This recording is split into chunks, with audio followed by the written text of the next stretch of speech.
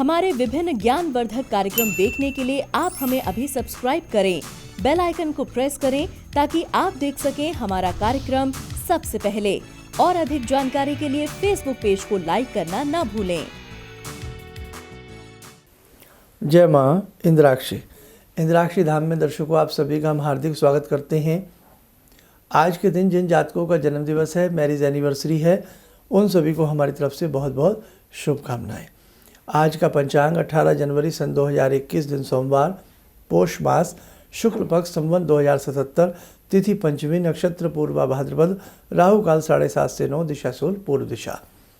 आज हम बात करेंगे कि कई बार इंसान के पास धन बिल्कुल नहीं ठहर पाता, कितना भी वो पैसा जोड़ने का प्रयास करे लेकिन पैसा जुड़ ही नहीं पाता।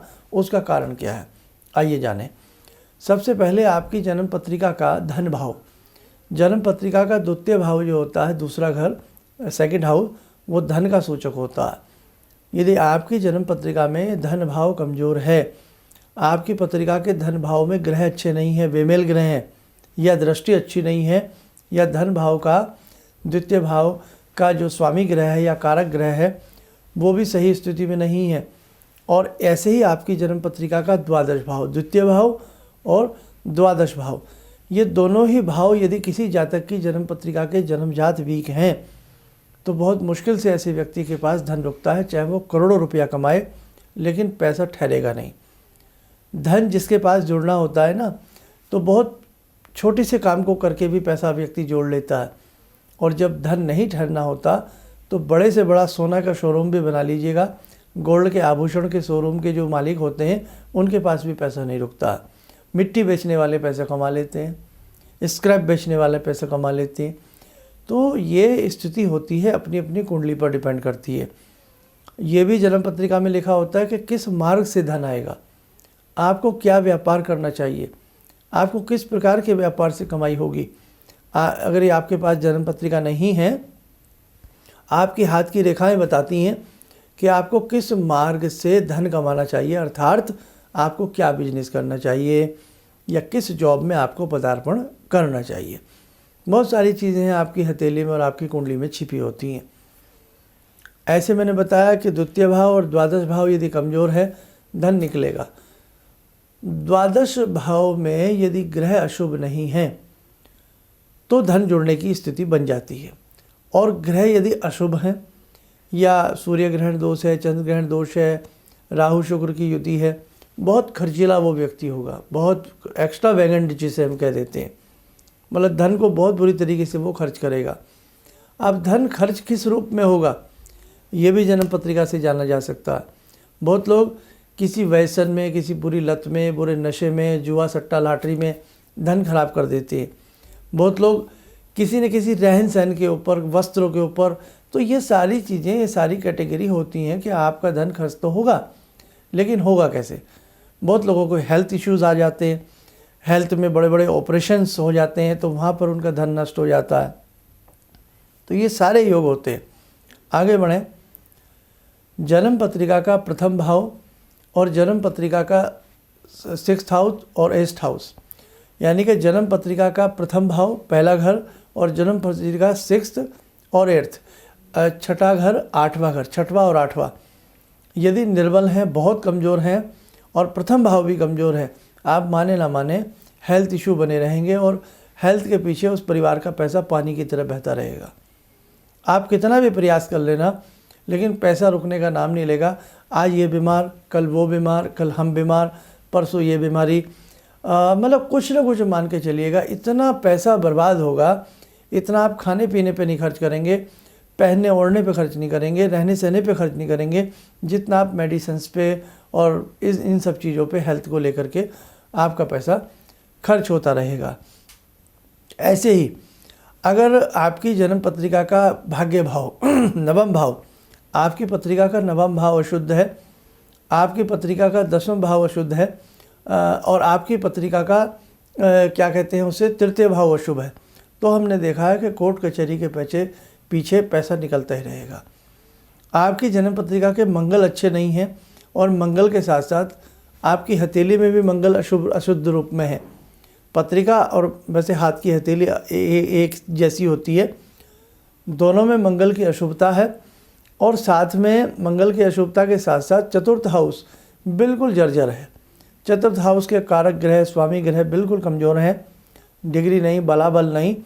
ऐसी स्थिति में भूमि, ज़मीन, जायदाद, प्रॉपर्टी, सेल परचेज कुछ भी आप करेंगे, आप मूंधे मुँह गिरेंगे, चौपट हो जाएंगे आप, बहुत ज़्यादा आपको उसमें नुकसान होने लगेगा। और ऐसे बहुत सारे तरीके हैं कि उन सब चीज़ों से बचा जा सकता है। क्यों? हमने अपनी कुंडली दिखाई, हमने अपने चतुर्थ भाव की स्थिति देखी या हमने और ग्रहों की स्थिति देखी, फिर हम उसके उपाय कर लेते हैं, उसका हम बचाव कर लेते हैं। तो जैसे जैसे हम बचाव करते हैं तो हमारा बचाव होता है। बहुत लोग ये कहते हैं कि नहीं साहब, जो भाग्य में लिखा है वही होगा, होनी अटल है। रियलिटी है, होनी अटल है, लेकिन उसको कम बेसी जरूर किया जा सकता है। हम अक्सर कहते हैं ना, बरसात आएगी, आने दो, हम छाता ले सकते हैं, हम बरसाती पहन सकते हैं, बचाव तो हो गया ना।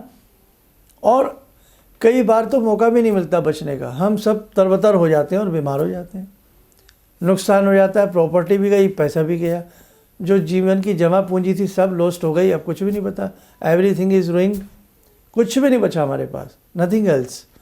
तो देखो, यदि ये भी हथेली में लिखा होता है और कुंडली में लिखा होता है कि ऐसा क्या किया जाए कि जिससे हमारा धन ठहरे, जिससे हम धन जोड़ पाए, हमारा धन सुरक्षित रहे, या जो काम हम करने जा रहे हैं उस काम में कोई गड़बड़ी पैदा ना हो। एक चीज़ और जानिए आप मन से, आपकी हथेली में जो रेखाएं हैं, 8 मुख्य रेखाएं हैं। 8 में से आपकी हथेली की हृदय रेखा, आपकी हथेली की सूर्य रेखा है ना, आपकी हथेली की हृदय रेखा ये, और आपकी हथेली की सूर्य रेखा, और आपकी हथेली की मस्तिष्क रेखा यदि कमज़ोर है, चाहे वो आपका बेटा है, आप हैं, कोई भी है, अपने हाथ से वो व्यक्ति धन उजाड़ता है, अपने हाथ से वो अपने धन की बर्बादी को करता है। कहते हैं कि अपने पैरों पर कुल्हाड़ी स्वयं मारता है। कई बार हम बच्चों को समझाते समझाते थक जाते हैं, लेकिन साहब पैसे की बर्बादी बस ओहो पूछिएगा मत साहब। पिता कमाता रहे, माँ जोड़ जोड़ के देती रहे, साहब पढ़ रहे हैं, साहब वहाँ पे ये कर रहे हैं, कुछ नहीं कर रहे साहब, सब पैसा बर्बाद हो रहा है। तो देखो, यदि ऐसी पीड़ा भी कहीं हो तो मैं राय दूंगा किसी अच्छे उचित मर्मज्ञ से अपनी जन्म पत्रिका उस बच्चे की बनवाई जाए या दिखाई जाए, जो भी है, लेकिन उसका निवारण वक्त रहते यदि हो जाएगा तो आपके लिए अच्छा रहेगा, आपका बचाव अच्छे तरीके से हो जाएगा।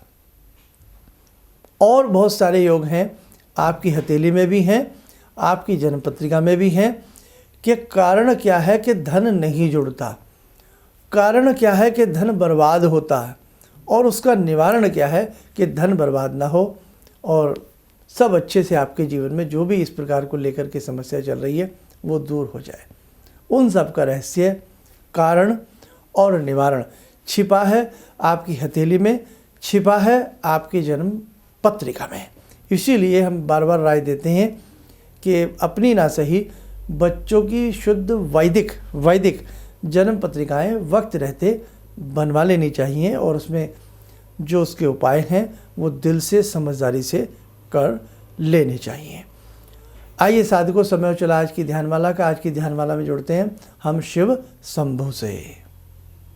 ओम आत्मा त्वं गिरिजामति सहचरा प्राणा शरीरं गृहं पूजा ते विषयोपभोग रचना निद्रा समाधिस्थिते संचारा पदयो प्रदक्षिण विदेः श्रोत्राणि सर्वागिरो यद्यात् कर्म करोमि तद्दखिलं शम्भोस्तवाराधनम् चन्द्रोद्भासित शेखरे स्मर हरे गंगाधरे शंकरे सर्पे भूषित कंठकर्ण विवरे नेत्रोत्तवे स्वानरे दन्ते त्वकृत सुंदरां वरदरे त्रैलोक्यसारे हरे मोक्षार्तिं कुरु चित्तवृत्त्यमचलं मन्येस्तु किं कर्म वे। वन्दे देव उमापतिं सुरगुरुं वन्दे जगत्कारणं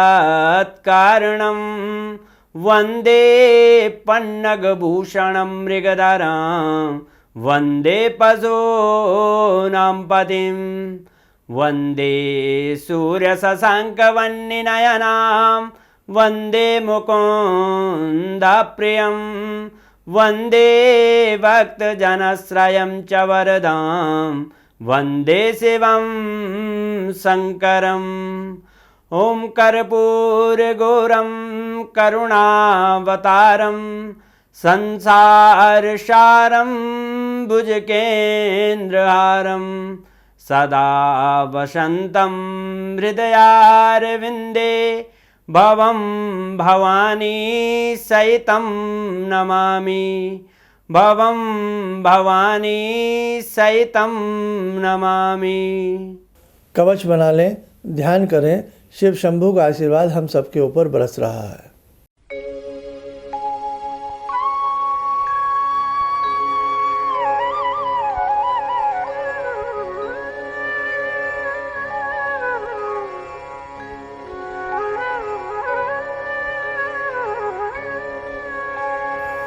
ओम बोलते हुए नेत्र खोलें, सामान्य हो जाएं।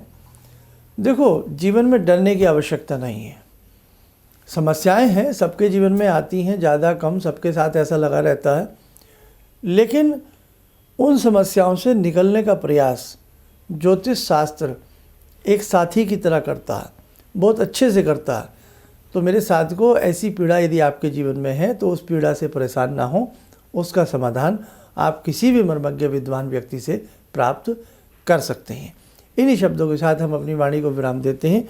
जय माँ इंद्राक्षी।